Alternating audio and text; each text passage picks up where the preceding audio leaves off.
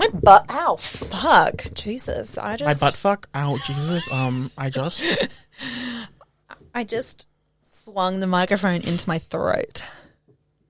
It was a lot. You deep-throated the microphone? I did, accidentally. Wow, okay, well now we have to get to the real start of the podcast, Maddie, and that is... Now. Ow. There's so much happening right now. Am I going to keep all this in? I don't know. You should. If I don't, this is where we start. Hello. No. Oh, sorry. I gotta right, get my the song. It's been said and done. Every beautiful thought's been already sung. But I guess right now here's another one. So your melody can go on and on with the rest of them. You are magical. With a dream come alive, incredible. A centerfold miracle, lyrical. You changed my life again. And I want you to know, baby, I love you like a love song, baby. I didn't know we were doing the chorus. Okay. Love You Like a Love Song by Selena Gomez. In conclusion, wait, I need to know, we're only doing the first verse of songs. Sure. Okay. Maybe sometimes the chorus. I don't know. Surprise. It'll keep us on edge. Okay. Love You Like a Love Song by Selena Gomez is the second best Disney song ever. What's the come out of a first? Disney actor. Sneaker Night by Vanessa Hudgens, obviously. The 7 Things I Hate About You Is the third best. Oh. Yeah, That's sorry. unfortunate. Sorry, Miley. Okay. Good start. Yeah, that's right. It's Sneaker Night. Because it's so dumb. I don't really know the words to Sneaker Night, though, so don't ever use that as the beginning. That is horrific. Yeah. Okay, so today we're doing a special episode. Go off, Queen. About Harry Potter. Yeah. The elephant in the room this week is that it's my birthday this coming weekend, so Yes. we are pre-recording this week's episode. Yeah. Meaning we probably won't have any super up-to-date pop culture news. We don't, in fact, because we can't see into the future. But that is... Well, speak for yourself. Oh my god, that should have been our song. Our song should have been We Don't Talk About Bruno from Encanto. I don't know the words to that. I still It's all haven't about... seen it. Well, okay, the general plot of the movie is that We to don't save the talk family, about Bruno, the main character has to find the brother of the family who was cast out Yeah. for being a prophet, Oh. being able to see the future. And everything he predicted came true, so they were like, this is bad. Jesus. Imagine a family of people with powers outcasting someone for having a power. It's true. Well, the opening of the song, which is iconic, is a big-ass mood. Basically, the aunt in the family is like, we don't talk about Bruno, okay? We can't talk about Bruno. It's bad. We cannot do this. But... and then goes on a big rant about Bruno. Iconic. And I'm like, wow, I've really felt that. That is ultimate villain. I'm not going to lie. It's truly iconic. I mean, pretty much every prophecy in this movie Okay, is we're moving on. self-fulfilling, We're moving on. except hers. We're moving on. Maybe she'd seen Encanto by now. No, well, just because we don't have much time, so we've got to get into... You don't have much time. What time should we leave? Is this an inappropriate time to bring that up? Go off, Queen. Okay, we have things to do this episode. Do we? Yeah, the elephant in the room is that we are going to do a deep dive into Harry Potter because I am watching Harry Potter at the moment and it is something that Maddie has seen.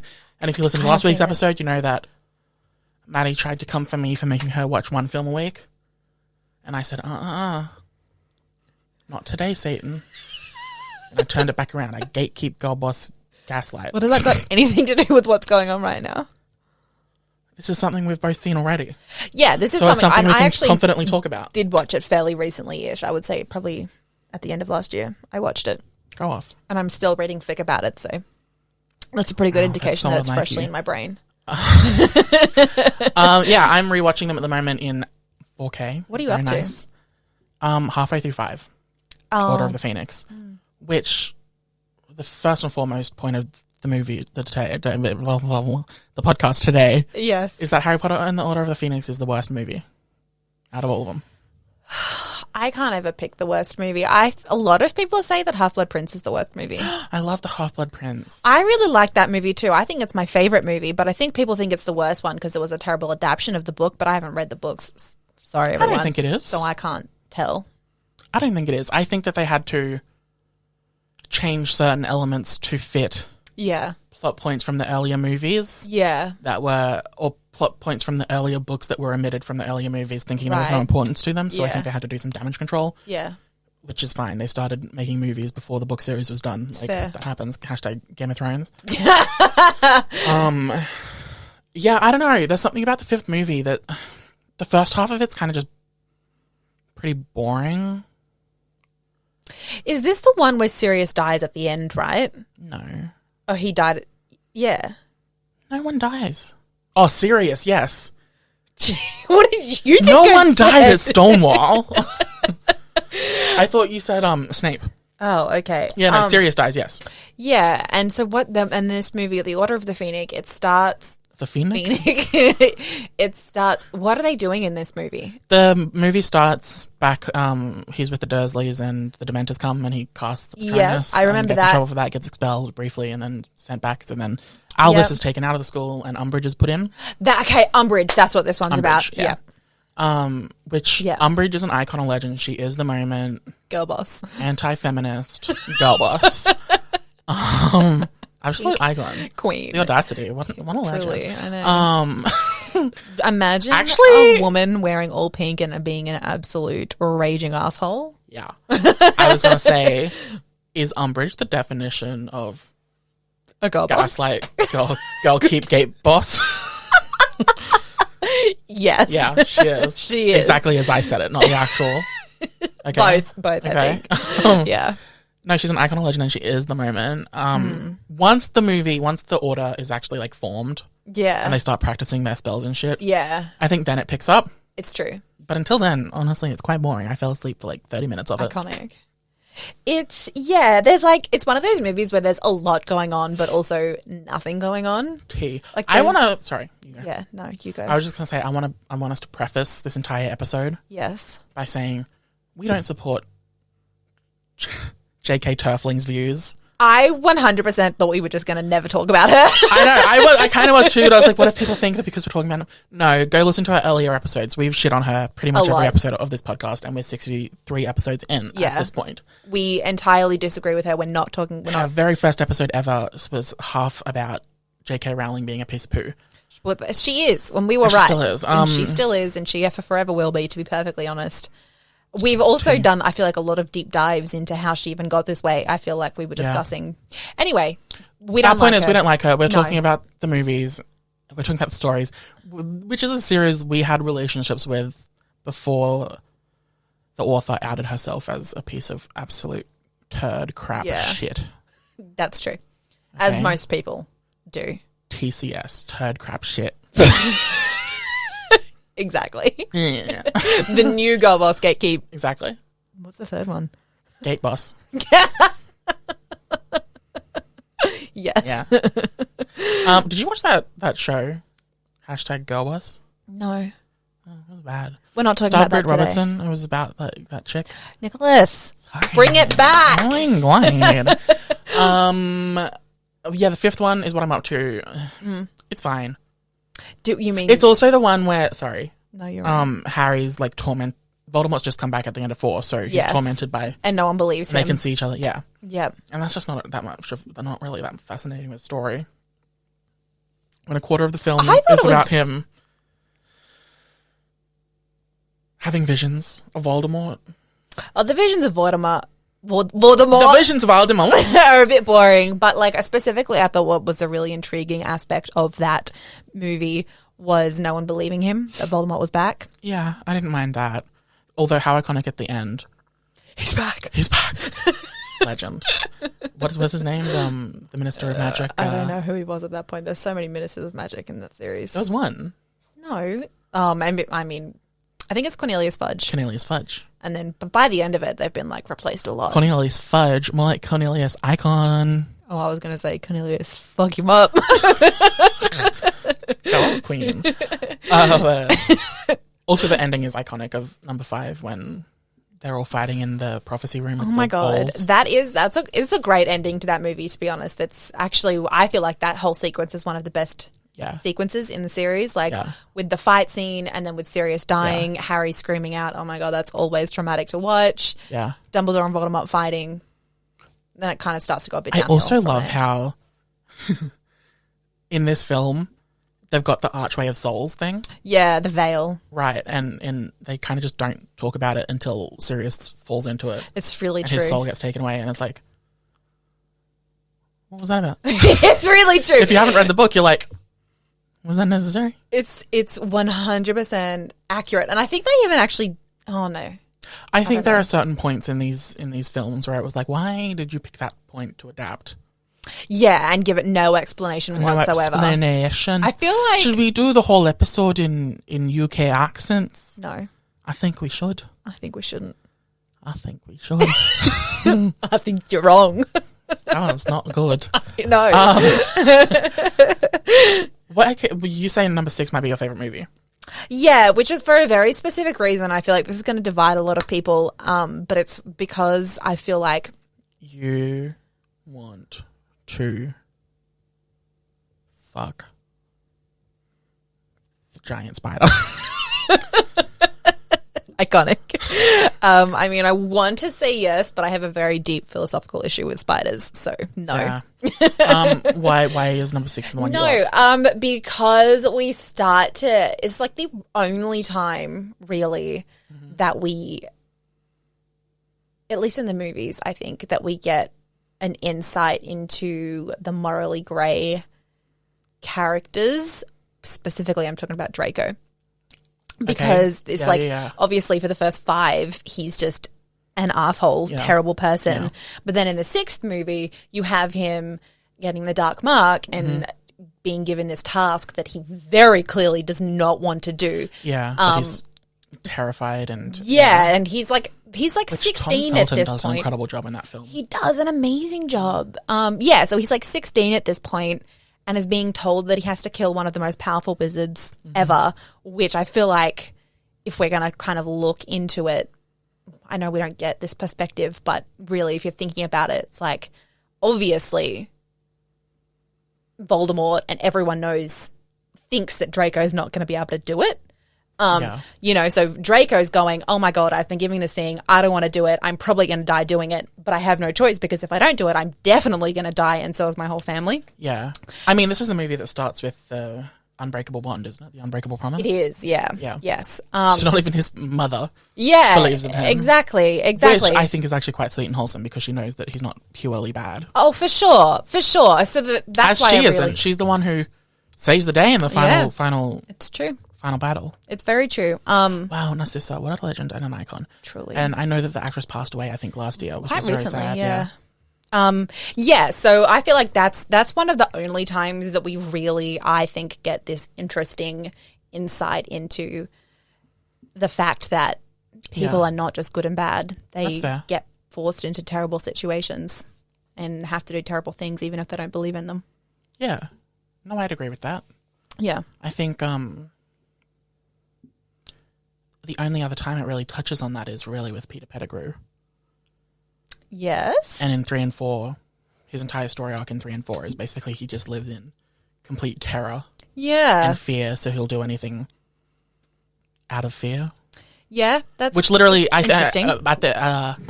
In Goblet of Fire, when he says specifically he brings back Voldemort, and Voldemort has a little hissy fit because none of his followers brought him back sooner. Yeah. And he's ripping off the masks, and he's like, you didn't help me. You didn't help me. Yeah. Not even Lucius Malfoy. You didn't help me. Yeah. And then he goes over to Peter Pettigrew, and Peter Pettigrew's like, but I helped you. Yeah. I did it. And he's like, out of fear. Yeah. You're not a real friend. That's true. That's true. So this is really me saying, I feel bad for Voldemort. He's got no real friends. Iconic. What a point of view. No. Okay, after rewatching them, I think my favourite... I don't know if it's 3 or 4. I don't know if it's Prisoner of Azkaban or Goblet of Fire. Interesting. Because... Oh my God, I have a really divisive opinion about Prisoner of Azkaban, but we're going to move on from that. Oh, well, no. We'll come back to it. Since I can remember, my favourite was Prisoner of Azkaban. Mm. I love what they did aesthetically to change it up. Alfonso Cuarón. Yeah. Directing it really kind of changed the trajectory of the series. I would agree. There is a marked difference between 1 and 2 and all of the rest of the movies. Yeah. Which I love. He also redesigned Hogwarts. Yeah, oh my God. That was iconic. A choice. Which was big dick energy. It really was. Also, he hadn't even read the books when he signed on. How iconic of him. Oh my God. Wow. What a legend. Truly. That's so fucking funny. Wow. I just love it aesthetically. It's one of the only times in film and television pop culture history that I've actually enjoyed a time travel element. They did it really well. Yeah, it's iconic. It is iconic. Then can we just talk about the fact that by the time the time travel things happens, you're like, okay, the movie's almost over. But it's not. There's like a whole other hour to go. Yeah, no, it's too long. Yeah, I mean, all of them are at least 2.5 hours, which is crazy to me. Yeah, I agree. But I like aesthetically, I love it and all that. Also, I think I felt a bit slight. I mean, Hermione's obviously the best character in the entire series. Accurate. And I felt slighted after Chamber of Secrets, where she wasn't in the last third of it because she was petrified. Yeah. I felt that was a personal attack on me. It was. On everyone. So the fact that Hermione got more screen time than Ron. Yes. But yeah, queen. Yeah. Can we actually talk about Ron a little bit? Because people talk... I've never liked Ron. Sorry, and my favourite part of Prisoner of Azkaban is that they get to wear normal clothes at points throughout the film. That's true. It's like, oh my God, these are like actual real people. Iconic. It's really true. Sorry, yes, Ron. Because I've never liked Ron. Fair. And have you read the books? Because he's a redhead and you don't like redheads? Obviously. Have you read the books? I have. Okay. So I've never liked him. I've not read the books. And for the longest time, I was like, oh my God, he's such an asshole. And then I found out that his character in the books is like completely different. He's not anywhere near as unsupportive. And he's not anywhere near as like mean to Hermione. So I was like, okay, wait, maybe I need to reevaluate my opinion. I never have because I've never read the books. But I don't fully agree with that. I think that's easy to say because you get so much more interaction in the books. Yeah, that's fair. Where then in the movies, they had to obviously whittle it down to the important interactions that moved that relationship forward and the arcs forward as characters. Which the whole, number 4, actually 3 and 4 really. In 3, they're arguing about Scabbers and the cat. I can't remember the cat's name. The whole time, Crookshanks the whole time and bickering. But then when Buckbeak is axed, he's the one that she falls to for comfort. Yeah, I think that's an interesting dynamic, I would say. Yeah.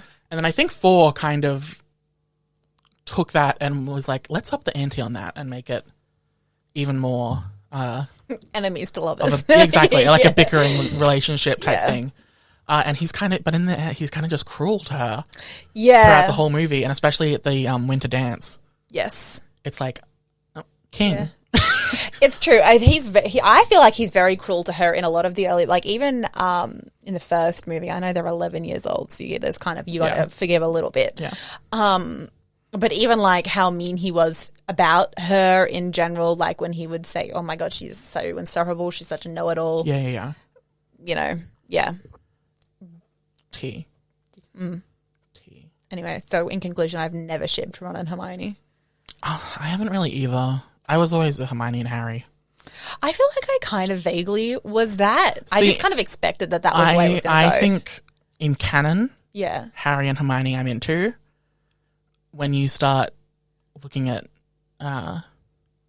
non-canon / extracurricular elements of the fandom, Hermione and Draco is a very appealing pairing. I mean, obviously I agree. That's what I read. But I think the thing, I was recently talking to someone about this and he was like, oh my God, but Draco's such a little shit. And I'm like, well, yeah, from what we get from Harry's perspective, obviously that's true. But if you think about it any further, then you start to get, again, this really interesting insight, particularly once you get to 6th year about Draco's character. And then you're like, okay, wait a second. This is going to be interesting. This Hermione and Draco thing could be interesting. I don't disagree. I think the films specifically, after rewatching them super recently, I actually think cut away from Harry's perspective quite often. A lot more than I remembered. The movies do. Yeah, like cutting away to, I don't know, the villains or whatever, getting different. The beginning of 6th year, as we talked about before, Narcissa and Snape doing the Unbreakable Vow. Yeah, I didn't remember it being that much, but it is quite a lot actually. Yeah. So it's interesting that you say this is a character we're seeing from Harry's eyes, and you're right. Well, I mean, because everything the characters do are adapted from the book, which are all from Harry's perspective. So The books aren't first person. yeah, but they're still from his perspective. I guess. So it's. I mean, we don't know. Okay, because we're talking about Draco, I'm going to take it from his perspective. We don't know what he does in his common room. You know, we only ever see the interactions that he's having with Harry. So We do get to see it when in Chamber of Secrets when they take the polyjuice potion. that's true. That's true.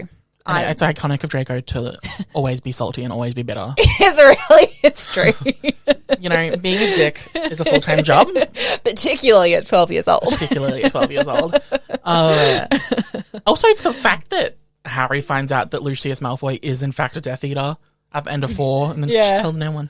It's really true. It's just Yeah, I don't know, man. Yeah. iconic. It's interesting, I think. Yeah, back to why I can't decide between Azkaban Right, and sorry. Goblet of Fire. No, it's fine. This is the whole point of the podcast. Because then rewatching Goblet of Fire, well, I have a history with this film, okay? Okay. Back Give it when to I us. was seeing it for the first time, when it was in cinemas, I got into this series when Prisoner of Azkaban came out, right? Wow.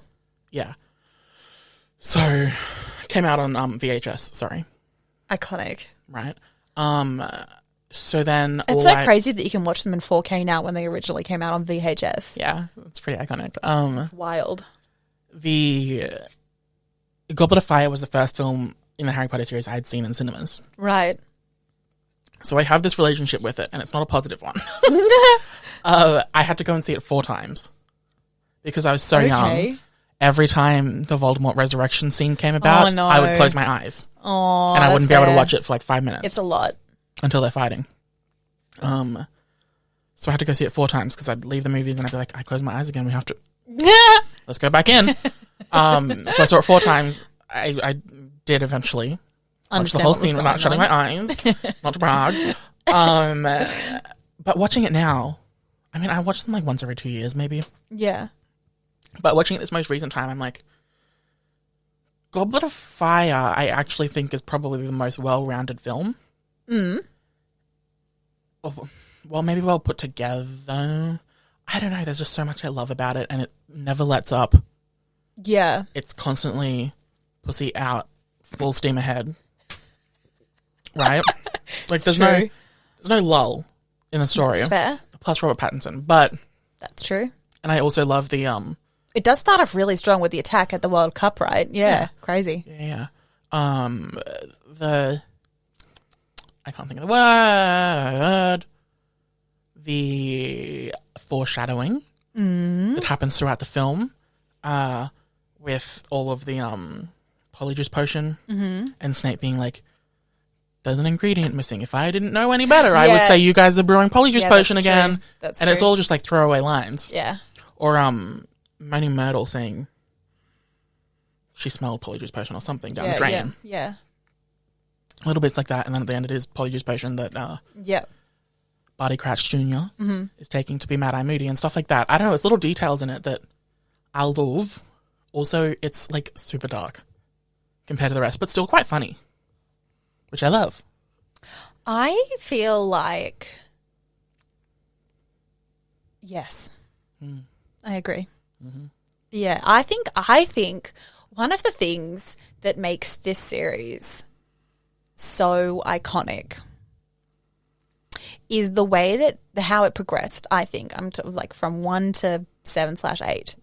I think because in the first one, there's obviously still like things happening, you know, dark things happening, but by the time you get to the 8th one, it's like, it's dark. Yeah. It's the stuff that they're doing and talking about is dark. And you kind of, you know, you don't even, during the series, you don't even realize like where from point A to point B, there's such a massive difference in what the story is about. But it happens so gradually and so naturally that it makes complete sense. It does. And not only that, but the story, the author that we will not name,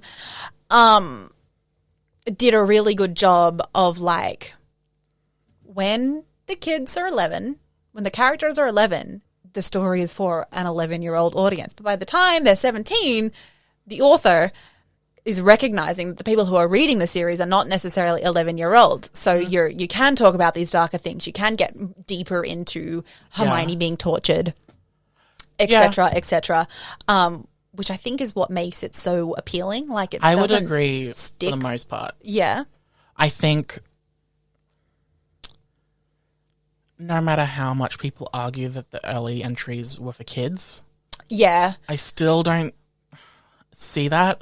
I mean, when you look at the earlier, the movies and the books did not go from Sunshine and Daisies to Dark Death and it's true. It started off quite dark already. It's really true. Like I mean, when you think about Harry's abuse, for example, and I mean, the Chamber of Secrets has so many dark, terrifying scenes. The giant spider, the basilisk, like I mean, the petrified cat, like they weren't all Daisies and Sunshine and Rainbow to start. Well, it's not all that war, but it's no, I agree. The topics become more complex. Yes, as the series progresses. I mean, like genocide. Yeah, for one, as an example. Yeah, like the earlier ones, it's about, I guess, grief and stuff with his parents and all that kind of stuff. Like it's still dark topics, but it's not complex topics. Does that make sense? Yeah, it does make sense. I mean, I totally agree. Like the reason I didn't watch Harry Potter I've only ever seen one of the movies in cinema, which was Deathly Hallows Part 1. That was the first Harry Potter movie I ever watched. Because when I was younger, the first movie, Philosopher's Stone, was on TV and it fucking scared the shit out of me. The only scene I saw was the chess scene, scared the shit out of me, and I could never watch any of the others because I was like, Harry Potter's too scary. That happened to me as well. When the first two came out, I saw up to when they're in the Forbidden Forest for detention. Yeah. And Voldemort flies by. Yeah. That was terrifying. That was the scene where I was like, turn it off. Yeah. Turn it off. I need where's the nightlight? Where's my blankie? I'm heading to bed. Iconic. That's so funny. And then I couldn't watch them for 2 more years. But see, I just threw the whole thing away completely, and the only reason I ever even saw Deathly Hallows was because Mum won tickets. So she was like, "We're all going to the premiere in Lismore." Oh my god, that's so fucking funny. I know most people won't know what Lismore is, but it's a fucking shithole. So we won tickets. We went out for this night to go see Deathly Hallows Part 1, and at that point, how old were we? Like 15? No, younger. It finished in 2012. Whack. Actually, maybe 11. Yeah, we were like 12. Oh, no, Wild. 12. 13-ish. Yeah. Okay, well, anyway, I saw it and I was like, wait, maybe this is good. Maybe this is a lap. Maybe I liked these, but I still didn't see Deathly Hallows Part 2 in cinema. Yeah. So, I don't think I did. Maybe I did. I don't think so. Go off, Queen. Yeah, I don't know. Interesting. Which is all to say, I totally agree with you. They're not as dark as the later movies, but they're still a lot. Yeah, completely. Yeah. I found out a fun fact the other week, and that is that when the book series in 1999 or whatever first started to really take off, like really take off and become the phenomenon that it was and is, all of these adults like desperately wanted to read these books, but they were too embarrassed to be carrying around the book cover that was synonymous with the Harry Potter, the children's books. Yeah. Right? So the publishers and J.K. Rowling, I mean, turf who shall not be named, put out the book with a new cover that looked more grown up, more adult. Interesting. And basically they just lowered the font size by 1 point. Iconic. So that the book was smaller. Okay. Like a bit thinner, so that adults could take it in public and not be embarrassed to be seen reading it on the subway. That's so funny. Wow. So when people say, I've read the children's version of the books and the adult version, typically when a book comes out with an adult version and a kid's version, content-wise, nothing changes. The words might be bigger words, might be more complex words instead of, I don't know, think about the past, it might be reminisce, stuff like that. Yeah. But in these ones, literally just the font is smaller and it's got a different cover. That's so And funny. I think that's iconic that people are too embarrassed. And that's not on that. That's so interesting. I feel like then... Interesting. Wow. Because I don't think that's a thing that really happens anymore. I mean, the embarrassment of it. If you were that embarrassed to read something, you'd read it on Yeah. Oh, that's true. your phone, That's really true. you know? Yeah. Whack. There's honestly Did not I ever much tell would you do. about the time this didn't happen to me?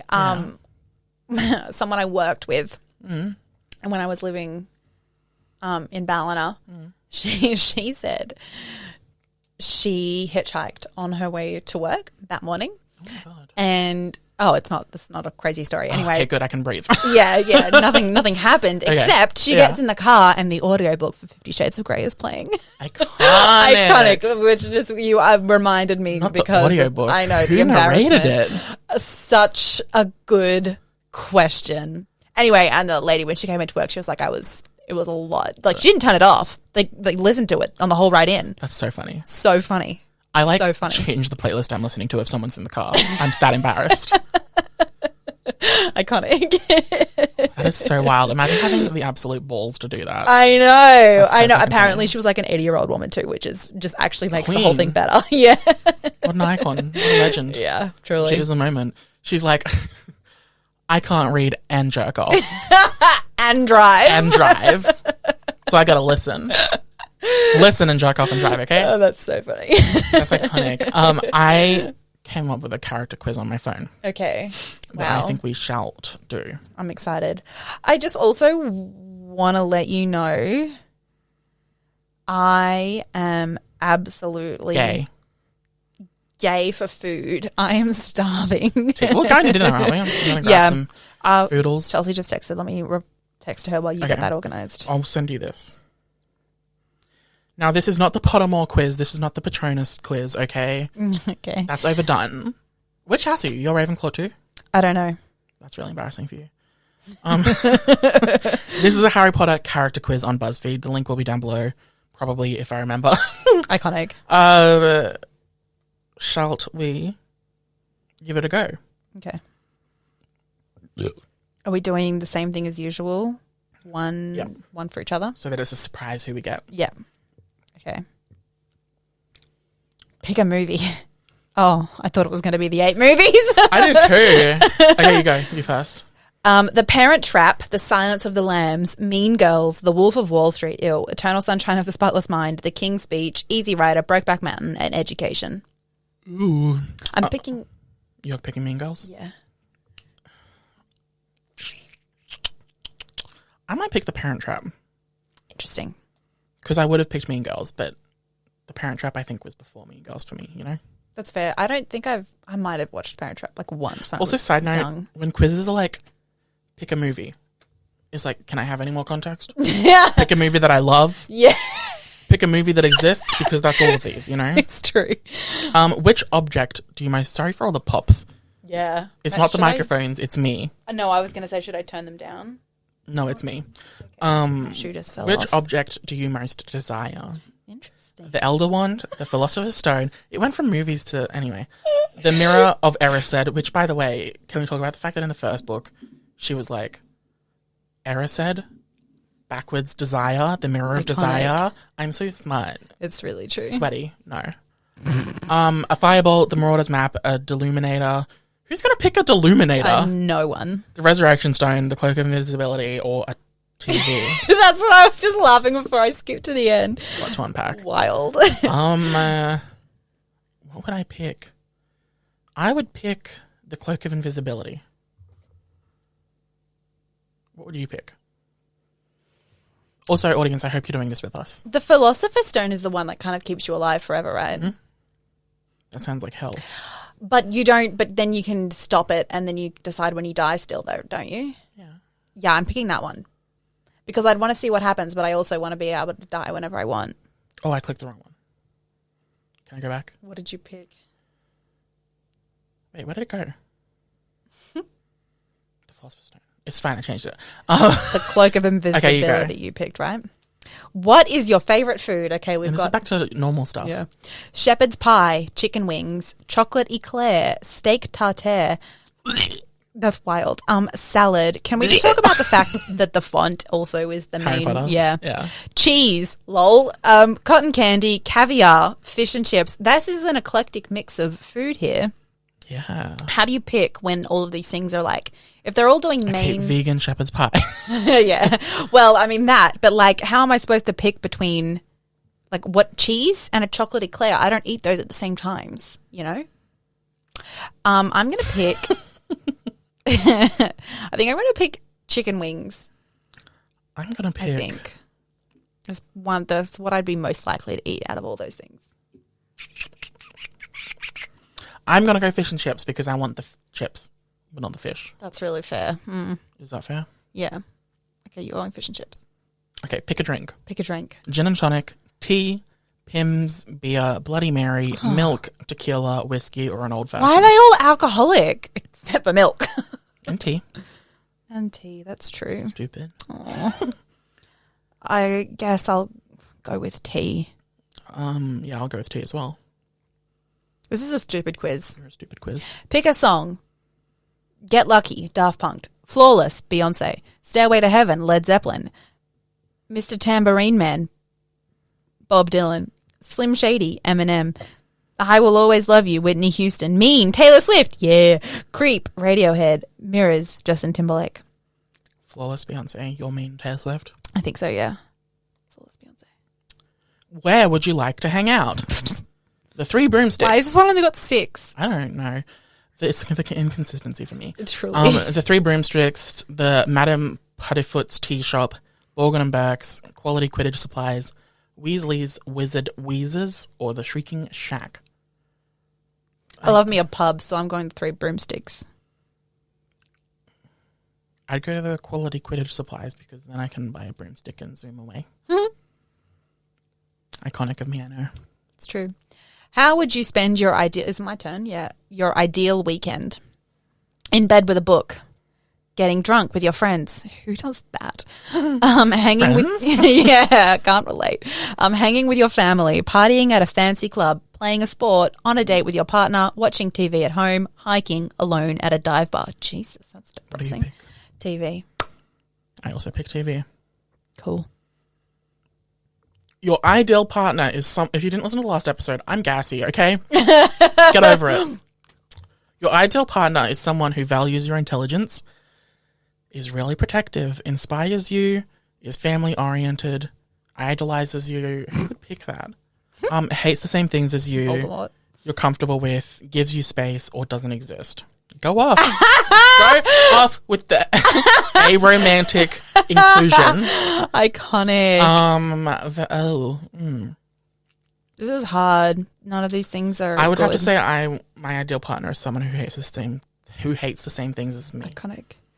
I have to say you're comfortable with. Bless. Pick a potion. Felix Felicis. Felicis. Maybe. Liquid Luck, which is liquid luck. Wait, oh God. Amor Tencha, which is love potion. Drought? Drowned? I don't know. Of peace. Wit sharpening potion, iconic. Polyjuice potion, strengthening solution. Do we think the strengthening solution gives you super strength like Captain America? Maybe. Okay, well. Did you pick that? No, I'm going to pick liquid luck. I was going to pick Polyjuice. Interesting. Okay, you're going Polyjuice. What do you prefer reading? This is so long. Gawker, Guardian, New Yorker, Rolling Stone, Village Voice, Onion, Sports Illustrated, BuzzFeed, or New York Post? None. The Onion. Rolling Stone. Go off. Pick a magical creature. Lol at that picture. Unicorn, phoenix, owl, hippogriff, crumple, horned, snorkack. That's what I call your pussy. Sexy. Basilisk, centaur, poltergeist, pygmy puff. Unicorn. Bold of them to say that owls are magical creatures. Interesting. I don't know who needs to hear this, but owls exist. In real life. What would I pick? I would pick a phoenix. That sounds cool. It does sound cool. What did you pick? A unicorn. Unicorn.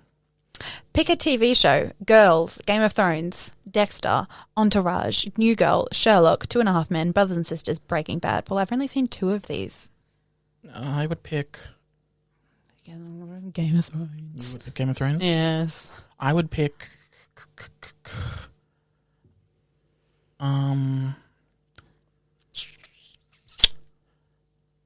I mean, probably honestly girls. That's embarrassing to admit, but girls.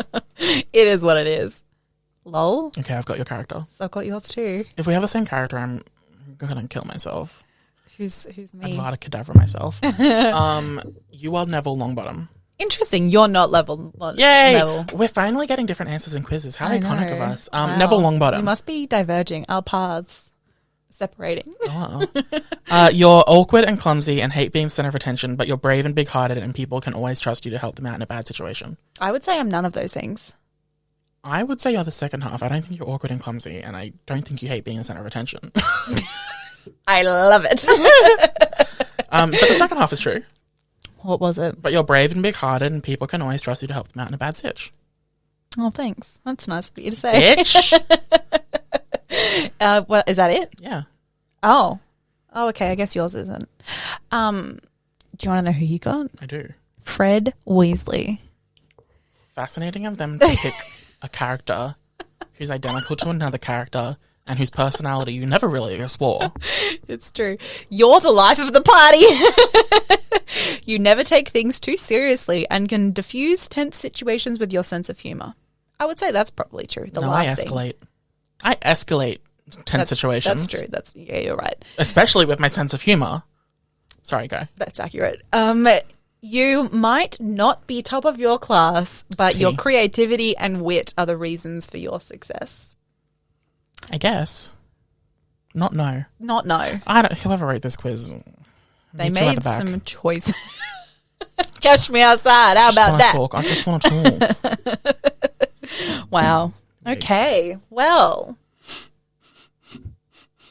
Okay.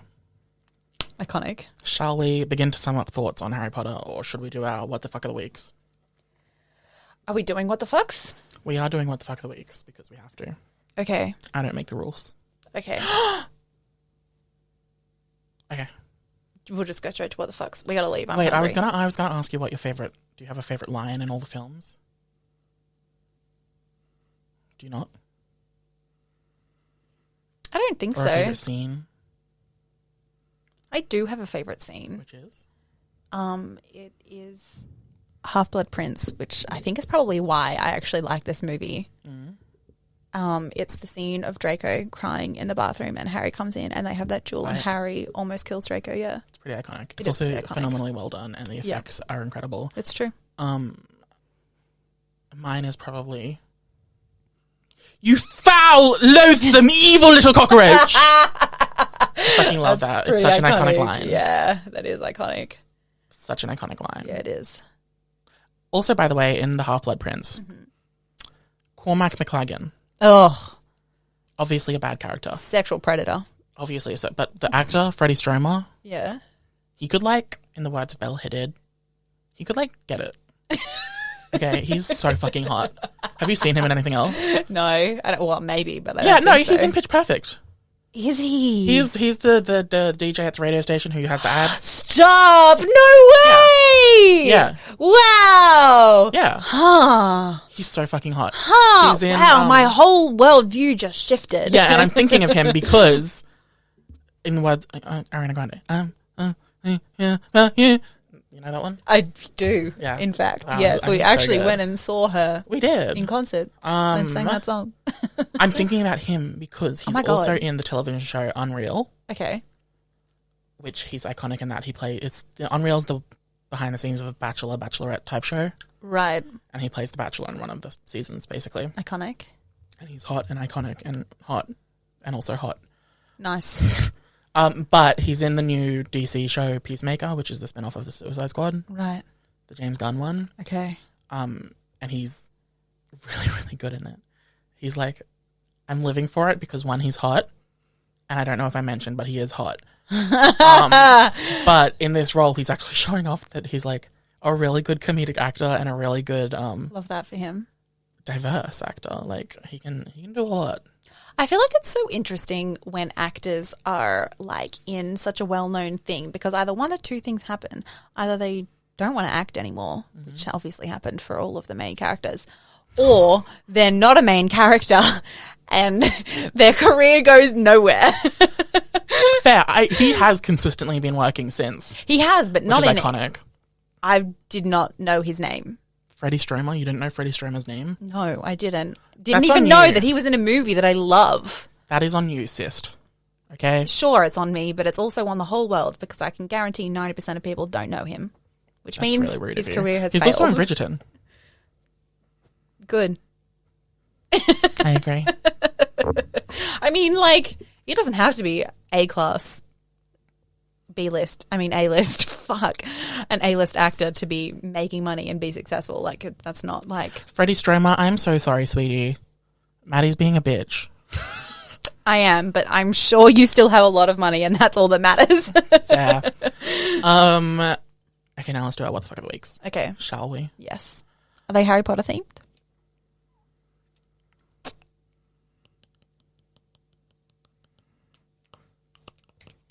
Sure. My What the Fuck of the Week this week is the fans of Harry Potter who have a problem with the book to movie change in the Goblet of Fire. In the book, it's like, it's just after they find out Harry's name is in the Goblet of Fire and it comes out. And in the book it says, Dumbledore calmly asks, did you put your name in the Goblet of Fire? But in the movie, he runs into the room and is like, did you put your name in the Goblet of Fire? That was so good. That was a great impression. Hate people who hate that adaptation. Yeah. I think it's fucking iconic. Do I think that it's not a good representation of the character? Maybe, sure. I don't, yes. But as a scene, that's neither here nor there. It's so iconic. It is iconic. Dumbledore running in with his CoverGirl hair and his Vera Wang dress. Iconic. And he like comes up and he chokes Harry. A little 50 Shades of Grey. And he's like, Harry, did you put your name in the Goblet of Fire? And I'm like, that's oh my God. legend behavior. That's a lot. And I my What the Fuck of the Week is the fans who don't like that. Yeah. Because they think it's a disservice to his character that they changed it to him yelling at Harry. Because he would never lose his shit. And I'm like, I like knowing that Dumbledore can lose his shit. It makes him kind of human. It does. Yeah, and I feel like it really gets us to understand How much he cares. Well, yeah, but how grave what's happened is, because when Dumbledore, who never loses his shit, is angry and upset, you're like, wow, something is wrong. Yeah. Something's happened. Yeah. Capital H. Key. And it's also, I forgot how in Goblet of Fire Hagrid spends the whole movie just worrying about Harry. yeah. It's very cute. I love Hagrid. He did not get what he deserved. Oh my God. Okay, my what the fuck Okay, go. is it was an absolute choice from the author who shall not be named to make Harry go, wow, I have spent 7 years of my life being hunted by dark wizards. I didn't have enough of that. I'm going to become an aura. Clearly, he was way more suited to become the Defense Against the Dark Arts professor. Oh, interesting. And that's that on that. Yeah, I like that. Yes. But he's not like a lonely person. Like, he's got a wife and kids. Unless she also worked there. I'd be into that. I would also be into that. What we're Don't saying poke is that holes into it. the author who shall not be named, we can do better. Yes. We can do better. I think that epilogue was bad in general. I'm not going to lie. Every choice that was made. Also agree. That poor child is going to be bullied for his name. Yeah, oh my for his God. entire life. Bad names. Such bad names. Albus Severus, you are named after the two greatest wizards I've ever known. And he's It's like, bitch, you spent 7 years hating Snape. literally, and Dumbledore also did you no favors, not going to lie. Also, Hagrid is the only one who really cared about you and didn't ever want anything True. from you. So let's just maybe have some recognition It should there. have been Hagrid Sirius Potter. Ah, stop. That's cute. Like, terrible name. But But cute. Yeah, I don't get that. And also, like, having to explain why his name is Severus. It's like, there was a man who's deeply in love with your grandmother his entire life and was super mean and jealous because he was jealous of your grandfather who did marry Your your grandmother. So I named you after this man who envies. And did terrible Also, things. he was a Death Eater for a while before he changed his mind. And I hated him. And I for hated a long him. time, right up until he died. And I've seen The Cursed Child play, parts 1 and 2. Oh, yeah. And honestly, Harry hates his child anyway, so maybe it's fair. Wow. Maybe it makes sense. Also, the fact I think is really interesting and is never addressed in the series is how much how just like everyone who's bad goes into Slytherin, and which is not true, and It's so funny. Oh my god! I actually had a gripe with this. You reminded me of a gripe I had with the Goblet of Fire. Well, hold on, let me finish my thing first. And that was like never addressed. Everyone just always obviously continued to be like, oh my God, people who go into Slytherin are terrible. Slytherin House is terrible, which we know. Snake. From the epilogue, which is 19 years later. And Harry's son is like, what if I go into Slytherin? It's like, and? Yeah. Why do we care anymore? Yeah. Well, okay. If you're breaking up the houses into the one trait, much like the author who shall not be named did. Yes. She defined Gryffindor as bravery. Yeah. Ravenclaw as intellect. Mm-hmm. Slytherin as cunning. Yes. And Hufflepuff as kindness. Yes. Cedric Diggory was a Hufflepuff. Right. In the film, before and after he dies, literally at the end of the movie when Dumbledore is giving a bit of a eulogy for him in the Great Hall on the final day. Oh, no. He's like, if I had to pick one word to describe Cedric, it would be brave. And it's like, well, sweaty. He wasn't in Gryffindor. So if that one trait that you know about him is bravery, Yeah. then your entire system, Mishoused. this socioeconomic structure that you've built, Yeah. It's wrong. flop. It is flop. And why does cunning Flop. even have to be bad? Oh, honestly. Okay, anyway, we better wrap up. We shall. So I can go eat. What are your socials? Harness Creation, TikTok, and Instagram, and Facebook. And we don't need to worry about Lady Alice. You're right. I never post on that. Lady Alice 101 on Oh my Instagram, Twitter, TikTok, Tumblr, YouTube. If you want to follow the pod, you can at WTFIH Podcast on Instagram, TikTok, and I guess Twitter. I haven't used the Twitter in like 6 months. You just said you wrote a hit tweet this week. Yeah, from my account. Oh. A hit tweet. Fuck you. If you want to follow me on Twitter or TikTok, it's NIC_sushi. And yeah, also our podcast has a TikTok now. Fun. Woo! All the links will be down below, as usual. Thank you very much thanks for so much for listening listening to What the Fuck is Happening, the podcast.